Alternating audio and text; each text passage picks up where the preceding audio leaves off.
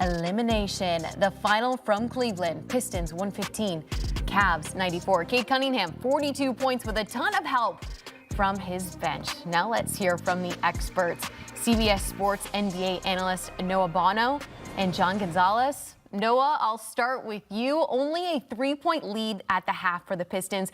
Then they entered the final frame up 14, and they never let up. How did Detroit run away with this game in the second half?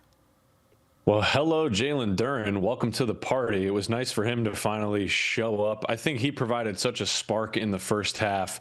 And in the second half, when Cade Cunningham really struggled, I don't know how much some of those no calls were actually fouls that he was really upset about. But the bench had 48 points for Detroit, and that was the difference in the game. And, I mean, when you watch up and down, like B-Ball Paul Reed coming in the game, making a difference, mad when he's getting subbed out for Jalen Duren, who, like I said, finally had his coming out party this postseason. And then luckily, you know, JB Bickerstaff pulls him back into the game, takes Tobias Harris out of the games because they wanted to match that double big lineup. I just thought Detroit from top to bottom was completely in sync with one another. And this is now the seventh game they've won this postseason, the sixth game they've won this postseason where they've held their opponent under 101 points. When they do that and when they act like the best defense in the league or the second best behind Oklahoma City, they're hard to beat. And when the bench shows up in that type of way and their defense is clicking in the way it was, that it's really going to be hard for Cleveland to try to win a Game 7 in Detroit. Yeah, and they closed out a game, right? I mean, they've had some trouble in this series doing that. They could have won Game 3. They should have won Game 5. And then tonight going into the fourth quarter, instead of taking their foot off the gas, they just charged forward. And on a night when, as Noah mentioned, Cade didn't have his best game tonight, basically the Cavs were daring the rest of the Pistons to beat them. Well, that's exactly what happened tonight. Asar Thompson, yes, he fouled out, but he was spectacular. His defense is incredible. He's a big reason why Donovan Mitchell has been kind of MIA over these last couple of games. Dennis Jenkins steps forward. Duncan Robinson comes back and hits 4 threes. Paul Reed, as Noah mentioned, he's been really good. And then, yes, Jalen Duren. Remember in Star Wars, the first Star Wars, where they say Obi-Wan Kenobi, and that's a name I have not heard in a long time. Jalen Duren, I haven't heard that name in forever. He goes for a double-double and really steps forward. So this is the supporting cast that Cade Cunningham has really needed around him. And by the way, the Cavaliers, I mean, this is not only their first loss at home this postseason, they haven't lost at home in forever. The last time they lost at home was in March. This is mid-May. So this was a really big, good win for the Pistons. Well, Detroit doesn't lose at home in Game 7s. They're 5-0 all-time in franchise history. Going back to that bench production, almost 50 points they dropped. Big numbers coming from guys like Duncan Robinson, who sat out last game with lower back soreness. So what really made the difference for that bench to pave the way in this one?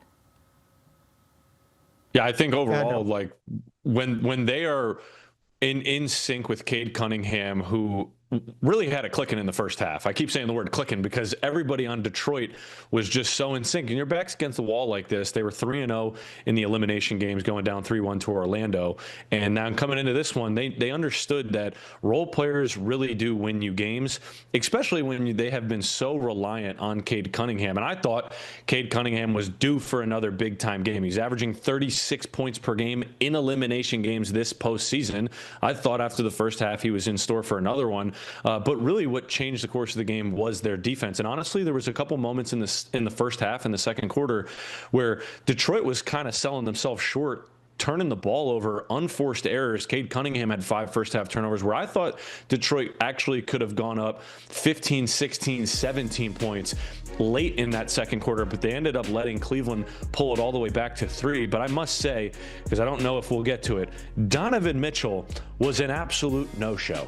And I think that is one of the bigger storylines more than anything that the Detroit Pistons bench did in this game. Was Donovan Mitchell, how many times can you get to the basket and not play off 2 feet and throw it up over a big guy off 1 foot, off balance, out of rhythm, out of control, too fast, too sped up? John said it. Asar Thompson has given him a ton of problems throughout the series, even though he's had some good games. But when your superstar is playing like that, James Harden was good. Like, I thought outside of the turnovers, James Harden was one of their biggest pieces offensively. But when Donovan Mitchell goes 6 for 20 and can't find any rhythm and is not looking to play make can get guys involved. He's just trying to go head down to the basket, take a tough contested three-point shot. That's not going to cut it in the postseason. And, watching this performance from him particular tonight kind of reminded me, oh, yeah, he's never been to a conference finals when he was in the West with Utah and now in the Eastern Conference with the Cleveland Cavaliers. This is a hurdle he hasn't been able to get over. He choked tonight on the biggest stage, straight up.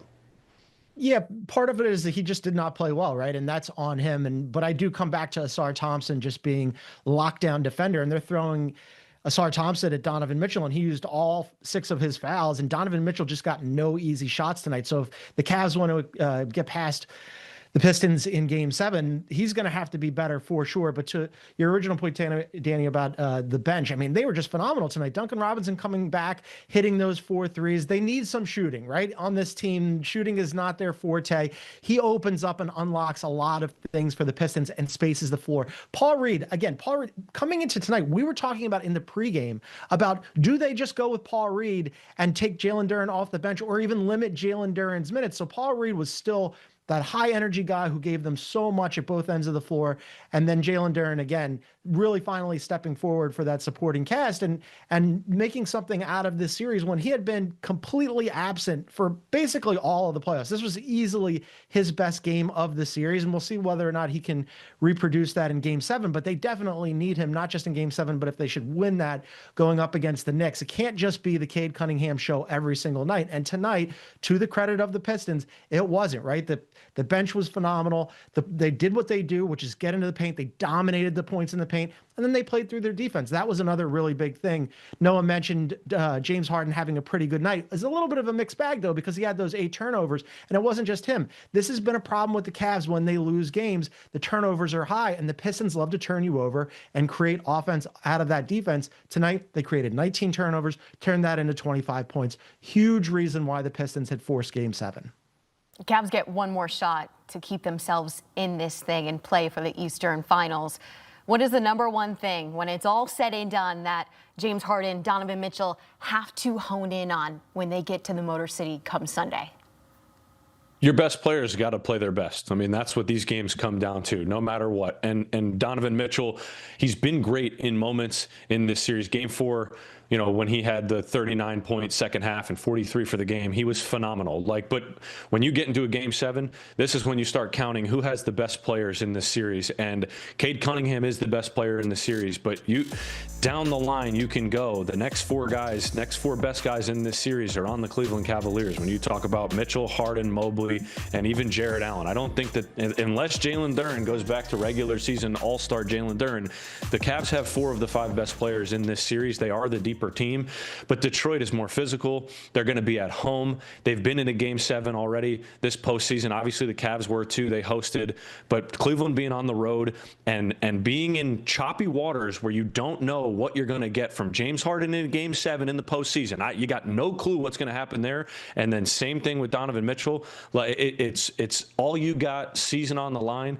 But I think the upper hand goes to Detroit. The fact that they're playing with confidence and this type of momentum, because when their defense is stifling like that, it does not matter what Cleveland does offensively. It's too overwhelming for the Cleveland Cavaliers. And those guards, James is a little older, Mitchell obviously a little smaller. They're easily overwhelmed. And I just think the Pistons have the momentum right now going into Game 7. Yeah, for the Cavs, I mean, generally their default position is if 3 of their 4 best guys play well, they generally win. Well, tonight, James Harden, as I said, kind of a mixed bag. Evan Mobley played really well. Jarrett Allen was fine, and Donovan Mitchell went 6 for 20 from the floor. That's not going to get it done.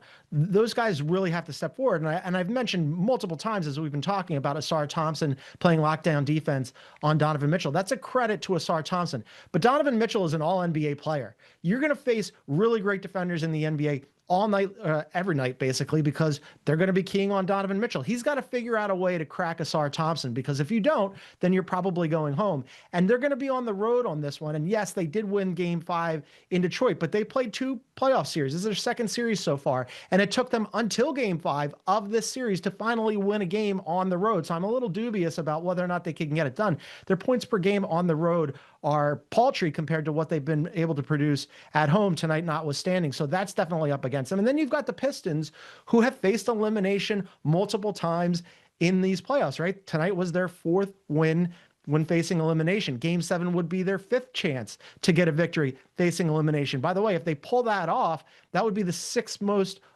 most all-time rather in a single postseason, which would be really remarkable. So yeah, I'm with Noah. Coming into tonight, I thought, oh man, the Pistons, they really blew game 5. I'm not feeling this. Cade Cunningham doesn't have any support. How are they going to pull this off? Well, then all of a sudden, the momentum shifts, right? Cade Cunningham has a pretty good game, but not great by his standards. The supporting cast rallies, and they're going back home. Yeah, if I'm the Pistons, I'm feeling pretty good about this one. And it got a little chippy there between the Cavs and Pistons, so maybe we'll see some more of that in Game 7 with backs against the wall. Thank you so much to Noah and John for breaking it all down here on CBS Sports HQ.